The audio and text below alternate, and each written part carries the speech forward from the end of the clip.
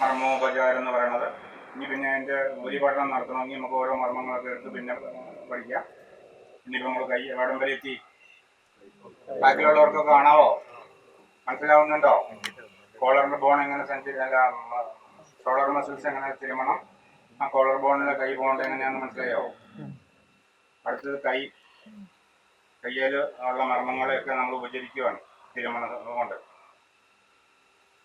നമ്മൾ കൈക്ക് ഇവിടെ വേദനയുള്ള ആളാണ്, കൈ കുഴയ്ക്ക് വേദനയുള്ളതാണെങ്കിൽ ഇവിടെ നിന്ന് വേണം തിരുമാൻ. കൈ പിടിക്കേണ്ടത് ഇങ്ങനെയാണ്. ഈ തന്തവിരലിൽ പിടിക്കുക, ഈ വിരൽ ഇങ്ങനെ നിവർത്തി പിടിക്കണം. ഇതിൻ്റെ ഈ പുറം കൈയിലൂടെ ഇങ്ങനെ ചലിച്ച്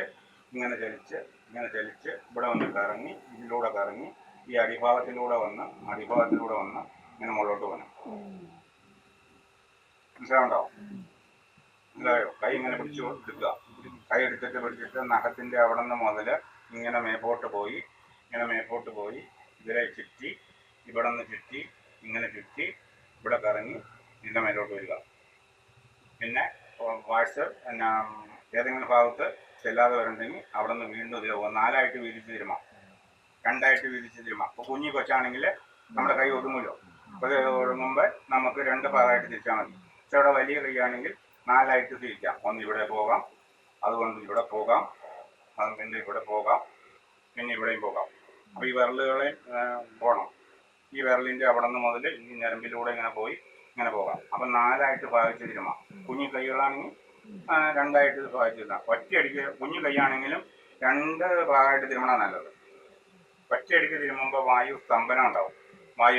വായുവിനെ ഇങ്ങനെ മുഴുവൻ ഇങ്ങനെ വലിച്ചുകൊണ്ട് വരുമ്പോൾ വേറൊരു ഫീലിംഗ് ഉണ്ടാവും. ആ ഫീലിംഗ് രോഗിയുടെ രോഗത്തിന് ഇതല്ല. അപ്പോൾ കുഞ്ഞു കൈയാണെങ്കിൽ 2 ഭാഗമായിട്ടും, പുരുഷന്മാർക്ക് വലിയ കൈയൊക്കെ ആണെങ്കിൽ 4ആയിട്ടും വീതിച്ച് തിരുമോ. മനസ്സിലായില്ലേ? ഇപ്പം പൊക്കി പിടിച്ച് തിരുമണത് മനസ്സിലായോ? പിന്നെ താത്തിയിട്ടിട്ട് തിരുമോ. ശരിക്കും താത്തിയിട്ടിട്ട് ഈ ജോയിന്റിന് വേദനയാണെങ്കിൽ ഈ 2 ഭാഗം തിരുമാക്കണം. അത് കഴിഞ്ഞിട്ട് ഇവിടെ തിരുമോ. ഇപ്പം ഈ കൈ കൊണ്ട്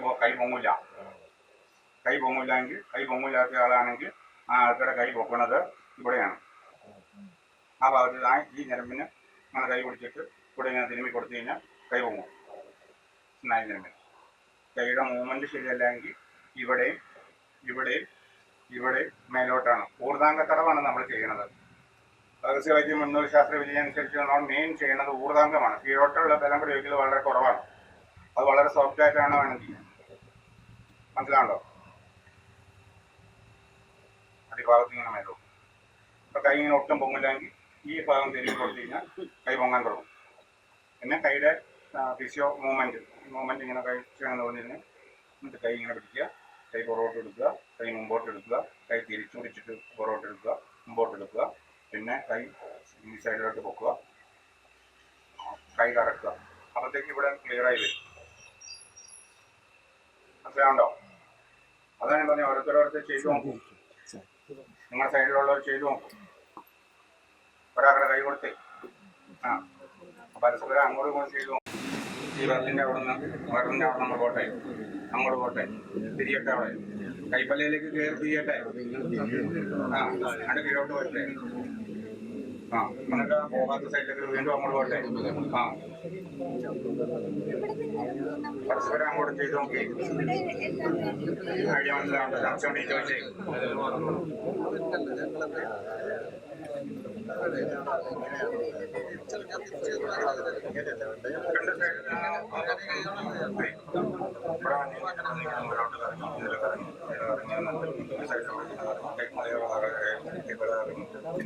ഇവിടെ മോളിൽ മാത്രം കറങ്ങി, പിന്നെ ഇവിടെ അടിഭാഗത്ത് കറങ്ങി. 2 പ്രാവശ്യം ചെയ്യുന്നത് അതൊക്കെ ഈസിയാവും. രോഗീനെ ഒരു ഉത്തമ സ്ഥലത്ത് ഇരുത്തുകയും ഒരാൾ സപ്പോർട്ട് പിടിക്കാനും വേണം. എന്ന് പറഞ്ഞാൽ തലകറങ്ങോ ബോധക്കേടൊന്നും വരാതെ കൈവിട്ട് പോകാതിരിക്കാൻ വേണ്ടിയിട്ട് നമ്മുടെ എല്ലാ വിരലുകളെയും ആ നഖത്തിൻ്റെ അവിടെ നിന്ന് മുതൽ ഇങ്ങനെ ആരംഭിച്ച് കൈ 4ആയിട്ടാണ് കാണിക്കുന്നത്. ഇവിടെ നിന്ന് ഇങ്ങനെ പോവുക, ഇങ്ങനെ പോയി ഇതിൽ പോയി ഇങ്ങനെ കറങ്ങി കൈപ്പലക കറങ്ങി ആ കൈപ്പലക കഷത്തിക്കൂടെ കയറി പുറത്തേക്കടെ ഇറങ്ങി നേരെ എതിർവശത്തേക്കടെ കറങ്ങി ഇങ്ങനെ പോകും. ഇങ്ങനെ പോന്നു കഴിഞ്ഞാൽ പിന്നെ ബാക്കി ഈ 2 ഭാഗങ്ങളാണുള്ളത്. അത് ഇതിലൂടെ പോകും, ഇതിലൂടെയും പോകും. അങ്ങനെ കൈ മാറ്റി എളുപ്പത്തിന് ഈ കൈ മാറ്റി പിടിക്കാം. മനസ്സിലായില്ലേ? ആ കൈ കൊണ്ട് തന്നെ തിരുമണമെന്നില്ല. മനസ്സിലാവുണ്ടോ? ഇങ്ങനെ പോകാൻ പാടില്ലേ, ഇങ്ങനെ പോകാൻ പാടില്ലേ, പിന്നെ ഇങ്ങനെ പോകാൻ പാടില്ലേ. അപ്പൊ എല്ലാം കഷ്ണം മുതൽ കൈപ്പല്ലൊക്കെ മുതൽ കൈയുടെ ബബു പോലെ എല്ലാം ഇല്ലേ. മനസ്സിലാവുണ്ടോ? എന്നിട്ട് കൈ പിന്നെ കുടഞ്ഞു വിടാം, ഇങ്ങനെ കുടഞ്ഞു വിടാം. ഇവിടം കുഴയാം, കുടയാം. കുഴ ഇങ്ങോട്ട് ചുറ്റോട്ട് വലിക്കാം, മേപ്പോട്ട് വലിക്കാം, കീഴോട്ട് വലിക്കാം, അങ്ങോട്ട് വലിക്കാം. സോഫ്റ്റായിട്ട് വലിക്കണമെന്നുണ്ട്. പിന്നെ ഇവിടെ ഒരു വിരല് അമർത്തി പിടിച്ചേച്ച് കൈ ഇങ്ങനെ ചുരുക്കാം. കൈ ചുരുങ്ങില്ലാത്ത ഒരാൾക്കുടെ കൈ ചുരുങ്ങില്ലാത്ത കൈക്ക് ബലം പ്രയോഗിക്കണമെങ്കിൽ ആദ്യം കുഴിയിൽ കൈ കൊണ്ട് ഇങ്ങനെ അമർത്തി പിടിക്കാം. അമർത്തി പിടിച്ചേച്ച് ഇവിടെ പിടിച്ചേച്ച് ചുരുക്കാം. അന്നേരം അവന് എളുപ്പം കിട്ടും. മണ്ണ് ഞരമ്പിന് കേടൊന്നും വരില്ല. അവിടെ തെറ്റി കിടക്കുവാണെങ്കിലും പ്രശ്നം ഉണ്ടാവില്ല. അതുപോലെ തന്നെ കൈക്കുഴ ബോൺ സെറ്റിങ്ങിന്റെ അനുസരിച്ച് തെന്നി പോകണാലും ബോൺ സെറ്റിംഗ് സിസ്റ്റത്തിലേക്ക് വരുമ്പോൾ ബോൺ സിസ്റ്റം ഇപ്പൊ നമ്മൾ തിരുമലേക്കാണ് നിൽക്കണേ. ഈ സെറ്റിങ് എല്ലുകൾ ചേർത്ത് വയ്ക്കില്ല, അങ്ങനെയൊക്കെയുള്ള കാര്യങ്ങൾ കാണിക്കുമ്പോൾ ഈ കുഴ ചാടി പോയാൽ, ഈ കുഴ തെറ്റിപ്പോയാൽ, ഈ കുഴ തെറ്റിപ്പോയാൽ, വിരലുകളൊക്കെ ജോയിന്റുകളെല്ലാം തെറ്റിപ്പോയാൽ എങ്ങനെ ഇടാമെന്ന് കാണിച്ചു. അടുത്തത് നമ്മൾ കൈ മനസ്സിലായില്ലേ? ചെസ്റ്റിലേക്ക് പോവാം. ആളെ ഇരുത്തുക. ആളെ ഇരുത്തിയതിന് ശേഷം അകവും പുറവും ഒന്നിച്ച് ഇവിടെ നിന്ന് ഇങ്ങനെ കറങ്ങി, ചെസ്റ്റിനെ കറങ്ങി, ഇങ്ങനെ കറങ്ങി ഇവിടെ വരിക. മനസ്സിലായില്ലേ? അതുപോലെ തിരിച്ചും വരാം. തിരിച്ചു വരുന്നതെന്ന് വെച്ച് കഴിഞ്ഞാൽ ഈ വളയസ്ഥിയുടെ അവിടെ നിന്ന് ഇങ്ങനെ മേപ്പോട്ട്, വളയസ്ഥിയുടെ മുകളിൽ നിന്ന് ഇങ്ങനെ മേപ്പോട്ട്. മനസ്സിലായോ? അങ്ങോട്ടും പോകാം, ഇങ്ങോട്ടും പോകാം. രണ്ട് ഭാഗത്തും സഞ്ചരിക്കാം. ഇവിടെ നിന്ന് ഇങ്ങനെ പോരുന്നു, ഇവിടെ നിന്ന് ഇങ്ങോട്ട് പോരുന്നു, അതുപോലെ തന്നെ തിരിച്ചു പോകുന്നു, തിരിച്ചു പോയി വീണ് പോകുന്നു, തിരിച്ചു പോരുന്നു. അപ്പോൾ ഈ ചെസ്റ്റ് മുഴുവൻ ഇങ്ങനെ. അതുപോലെ തന്നെ ഈ ചങ്കിൻ്റെ നേരെയുള്ള തരണാസ്ഥി ഒഴിവാക്കിക്കൊണ്ട് ചെസ്റ്റ് ഭാഗം മാത്രം ഇങ്ങോട്ട് വരും. അതുപോലെ തന്നെ ഇവിടെ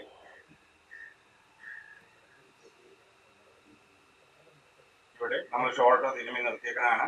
നമുക്ക് ഇനി ചെസ്റ്റാണ് തിരുമാനുള്ളത്. കൈ നടുമ്പോഴോട് തിരുമ്മിയേക്കുന്നതാണ്. നമുക്കിത് ചെസ്റ്റിൻ്റെ അതിലെ മനസ്സിലായി. ഇവിടെ നിന്ന് ആരംഭിക്കുവാണെങ്കിൽ ഈ മധ്യഭാഗത്തു നിന്ന് ഇങ്ങനെ ഇങ്ങോട്ട് വരക്കാം. അതുപോലെ തന്നെ തിരിച്ച്,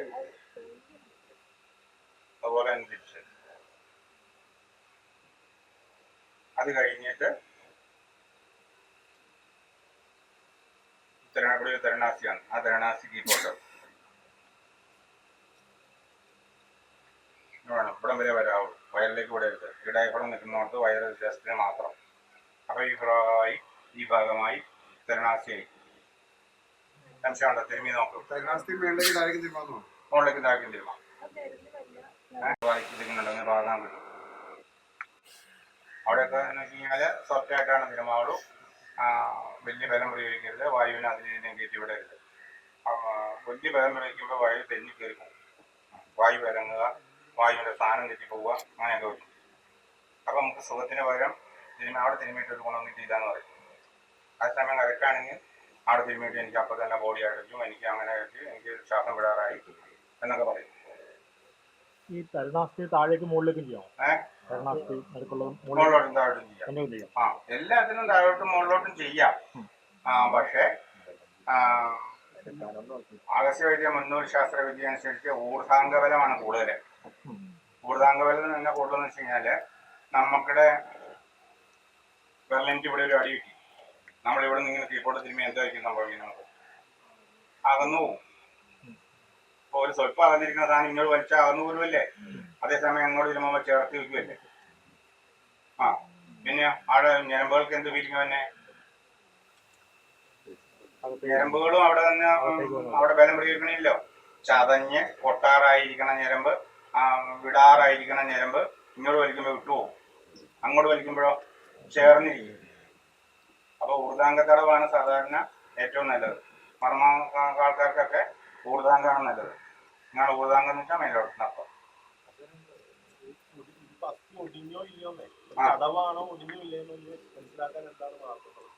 എല്ല് നമ്മൾ എല്ലിലേക്ക് എത്തും. നമ്മളിപ്പോ വായുവും മസിൽസും മർമ്മങ്ങളെയാണ് ചെല്ലണേ. എല്ലൊടിഞ്ഞു പോയിട്ടുണ്ടെങ്കിൽ എല്ലിന്റെ ലക്ഷണങ്ങളും എല്ലൊടിഞ്ഞു പോകുമ്പോൾ പിടിച്ചു നോക്കുന്ന കാര്യങ്ങളെ പറ്റി നമ്മൾ പറയും. നമ്മൾ മജ്ജ വരെ ചെല്ലുന്നുണ്ട്. മച്ചയ്ക്ക് വല്ല ചതവ് പറ്റിയതാണോ, മച്ചയ്ക്ക് പ്രശ്നമുണ്ടോ, എല്ലെങ്ങനെ പൊട്ടും, എല്ലെങ്ങനെ പൊട്ടിക്കഴിഞ്ഞാൽ എങ്ങനെയാണ് പിടിക്കേണ്ടത്, എങ്ങനെയാണ് കെട്ടേണ്ടത്, അങ്ങനെയുള്ള കാര്യങ്ങളൊക്കെ നമ്മൾ ഇപ്പൊ നമ്മളെവിടെയായി ഞാൻ ഇച്ചിരി വെള്ളം കുടിച്ചിട്ടുണ്ടോ.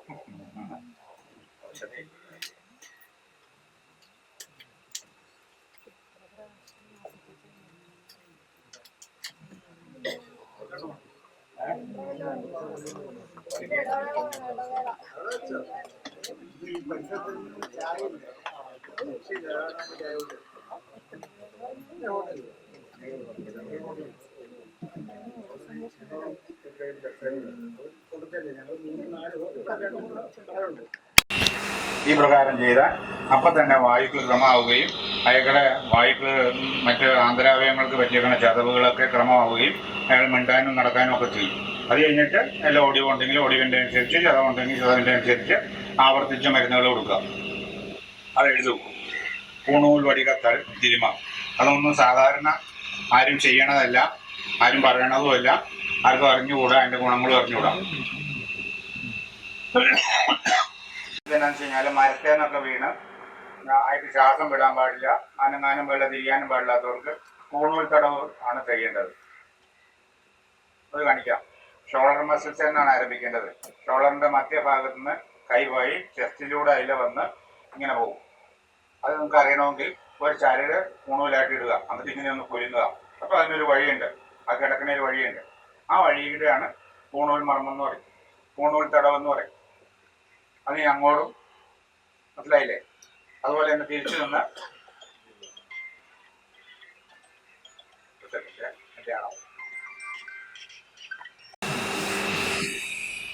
ഇതാണ് പൂണൂൽ വടിക. ആ തുടങ്ങണേ എവിടെന്ന് വെച്ച് കഴിഞ്ഞാൽ ഷോളർ മസിൽസിന്റെ മധ്യഭാഗത്ത് നിന്ന് കൈയെടുത്ത് ഇതിലൂടെ വന്ന് ചെസ്റ്റിലൂടെ കയറി പോവാം. അർത്ഥ പൂണൂൽ വടിക. അർത്ഥ പൂണൂൽ വടിക എന്ന് വെച്ചാൽ ഇതാണ് പകുതി. അത് പള്ളയിലേക്ക് കൈ കൊണ്ടുവന്ന് വിടണം. അതുപോലെ തന്നെ അപ്പുറത്തും.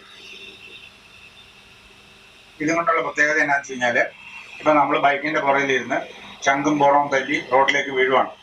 വീട് കഴിഞ്ഞിട്ടുണ്ടെങ്കിൽ അവന് തിരിയാനും പറ്റില്ല, അനങ്ങാനും പറ്റില്ല, അവന് ശ്വാസം വിടാനും പറ്റില്ല. വളരെ ക്രിട്ടിക്കൽ സ്റ്റേജ് പോലെ ഇരിക്കും. അപ്പൊ തന്നെ വായുക്കൾ ക്രമമാവുകയും അയാളുടെ വായുക്കൾ മറ്റ് ആന്തരാവയവങ്ങൾക്ക് പറ്റിയിരിക്കുന്ന ചതവുകളൊക്കെ ക്രമമാവുകയും അയാൾ മിണ്ടാനും നടക്കാനും ഒക്കെ ചെയ്യും. അത് കഴിഞ്ഞിട്ട് നല്ല ഒടിവുണ്ടെങ്കിൽ ഒടിവിൻ്റെ അനുസരിച്ച്, ചതവുണ്ടെങ്കിൽ ചതവിൻ്റെ അനുസരിച്ച് ആവർത്തിച്ച മരുന്നുകൾ കൊടുക്കുക. അത് എഴുതും. പൂണൂൽ വടികത്താൽ തിരുമ. അതൊന്നും സാധാരണ ആരും ചെയ്യണതല്ല, ആരും പറയണതുമല്ല, ആർക്കും അറിഞ്ഞുകൂടാ, അതിന്റെ ഗുണങ്ങളും അറിഞ്ഞുകൂടാ. പൂണൂൽ വടിക മനസ്സിലായില്ലേ? അർത്ഥ പൂണൂൽ വടിക പിന്നെ പകുതി ഇങ്ങോട്ട് അർത്ഥ പൂണൂൽ വടിക. അത് വേനമുള്ള ഭാഗത്ത് ആ പകുതിനെ ഒഴിവാക്കിക്കൊണ്ട് ബാക്കി ഇടംപിങ്കലെ ഒഴിവാക്കിക്കൊണ്ട് വലംപിങ്കല മാത്രം ചെയ്യുക. വലംപിങ്കല ചെയ്യുമ്പോൾ ഇടംപിങ്കല ചെയ്യാതിരിക്കുക. ഇതിനെ രണ്ടിനെയും കൂടെ കണക്ട് ചെയ്യാനായിട്ട് പൂർണ്ണമായിട്ടുള്ള പൂണൂൽ വടിക ചെയ്യുക.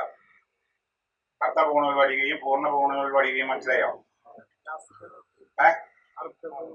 അർത്ഥ പൂണൂൽ വടിക എന്ന് വെച്ചാൽ ബാക്കി ഒരു ശരീരത്തിന്റെ പകുതി മാത്രം പള്ളയിൽ വന്ന് അവസാനിക്കും. ഇങ്ങനെ കറങ്ങി വന്ന് ഇങ്ങനെ കൈ മുട്ടുമ്പോ ഇവിടെ തീരും. ഇവിടെ കൈ വന്ന് ഇവിടെ കൈ മുട്ടുമ്പോൾ ഇവിടെ തീരും.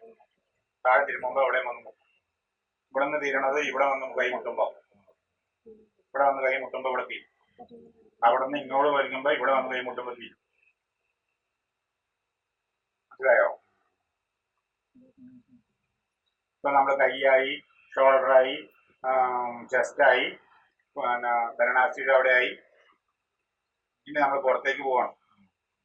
നമ്മൾ കഴുത്തിന്റെ അവിടെ നിർത്തിയിരിക്കണ, കഴുത്തിന്റെ അവിടെ നിന്ന് നട്ടലിന്റെ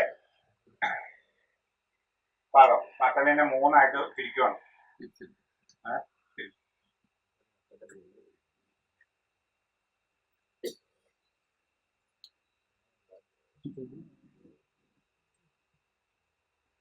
നട്ടലിനെ നമ്മൾ മൂന്നായിട്ട് തിരിക്കുന്നത് വെച്ചാൽ ദീർഘകാലത്തിൽ നിന്ന് ഇവിടെ 7 കശേരുക്കൾ അവസാനിക്കുന്നത് വരെ സ്പോണ്ടിലോസിസിന്റെ ഇവിടം വരെ ഓരോ ഒന്ന്. പിന്നെ അവിടുന്ന് നമ്മൾ ചങ്ങലമർമ്മം വരെ ഒന്നായി 2ആയി ചങ്ങലമർമ്മം. ചങ്ങലയെന്ന് ചങ്ങണം പൊരുത്ത് വരെ 3, 3-ന്ന് അലദ്വാരം വരെ 4. അങ്ങനെ 4ആയിട്ടാണ് തിരിക്കാറ്. 4 ഭാഗത്തായിട്ടാണ് തിരുമണത്. മനസ്സിലായോ? ഒന്ന് 7 കശേരുക്കള് കഴുത്തിൻ്റെത്. കഴുത്തിന്റെ താഴെ ഒരു മുഴയുണ്ട്, ഒരു വലിയ എല്ലിനുണ്ട്. ആ എല്ലിന്റെ അവിടം വരെ, അവിടെ നിന്ന് മുതല് ഇവിടം വരെ ചങ്ങലമർമ്മം എന്ന് പറയും. ചങ്ങലമർമ്മം വരെ ഒരു അതിപ്പോ വ്യക്തികളുടെ നടക്കാൻ ചങ്ങലമർമ്മം എഴുതി. ചങ്ങലമർമ്മം മുതല് ഇവിടെ വരെ, അവിടുന്ന് താഴോട്ട്. അതിനെന്താ പറയുന്നത്? ഈ സാധനത്തിന് പറയുന്ന സാധനമാണ് ഞങ്ങണം പൊരുത്ത്. ഞങ്ങണം പൊരുത്ത് പൊക്കിളിന്റെ നേരെ എതിർവശം.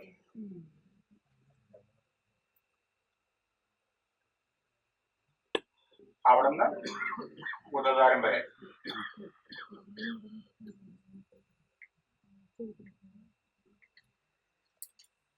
അപ്പൊ നമ്മള് ചങ്ങലമർമ്മത്തിൽ നിന്ന് ഇങ്ങോട്ട് മേലോട്ട് തിരുമോ, കീഴോട്ടും തിരുമോ മേലോട്ടും തിരുമോ. മേലോട്ടാണ് ഇച്ചിരി പവർ കൊടുക്കേണ്ടത്. അതിന്റെ ഇടംപിങ്കിലെ വലംപിങ്കിലെ തിരുമോ.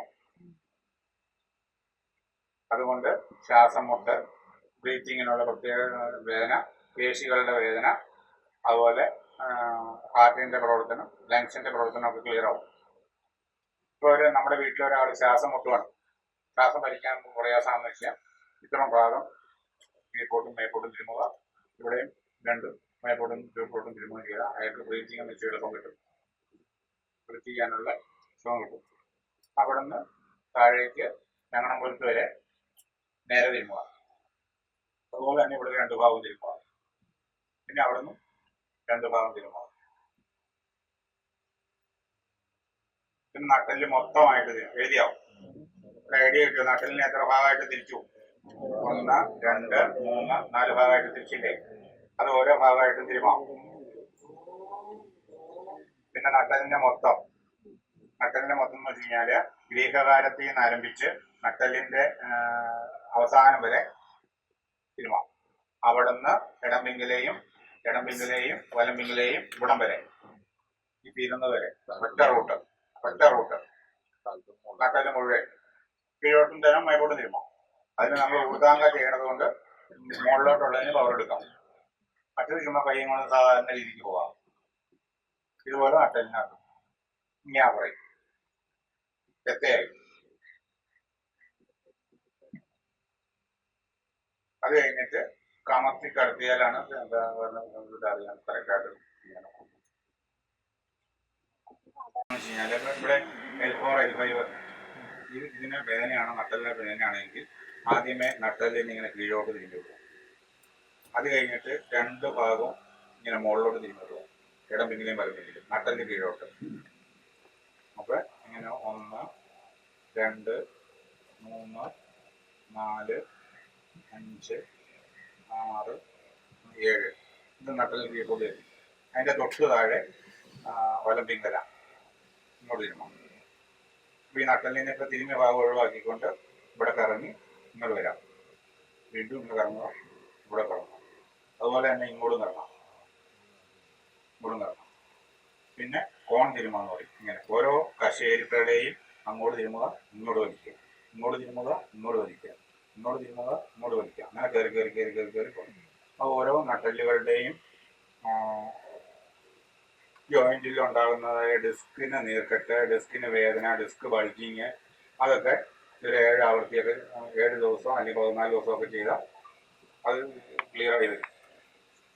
സംശയം എങ്ങനെയുണ്ടോ ചോദിച്ചേ. ഈ നട്ടലിന്റെ അവസാനം വരെയുള്ള എല്ല് വരെ തിരുമണം. ഇവിടെ നിന്ന് ഇങ്ങനെ കീഴോട്ട് പോയാൽ നട്ടലിന്റെ അവസാനം തിരുമുക. ഇവിടെ നിന്ന് വീണ്ടും 2 സൈഡിൽ കൂടെയും ഇടംപിങ്കിലേക്കിടെയും വലംപിങ്കിലേക്കിടെയും അങ്ങോട്ടും ഇങ്ങോട്ടും കൈ പോവുക. പിന്നെ കോണായിട്ട് പോവുക. നട്ടലിന്റെ ക്രോസ് ചെയ്ത് തന്നെയാണ്. ക്രോസ് ചെയ്ത് ഓരോ കശേരുക്കളെയും ബേസ് ചെയ്താണ് പോണേ. ഇവിടെ ഒരു കശേരിനെ എടുത്ത് നമ്മൾ തിരുമ്മി, ഒരു കശേരിനെ എടുത്ത് ഇങ്ങോട്ട് തിരുമ്മി, അതിന്റെ തൊട്ട് മുകളിലുള്ള കശേരിനെ തിരുമ്മി, അങ്ങനെ തിരുമ്മി ഇവിടെ വരെ പോകാം. രണ്ട് സൈഡും തിരുമണം, നട്ടലും തിരുമണം, കോണച്ചും തിരുമണം. ചെയ്യാം. അവിടെ നിന്ന് ഇവിടെ നിന്ന് എളുപ്പത്തിന് ചെയ്യാം. പിന്നെ കൈ പരിമുള്ളവന് തിരുമ്മി പ്രാക്ടീസ് ഉള്ളവന് അവിടെ നിന്നാലും തിരുമാം. എന്തായിരിക്കും മനസ്സിലാവുണ്ടോ? കോൺ തിരുമണ എങ്ങനെ കാണിച്ചിട്ട് മനസ്സിലായില്ലേ?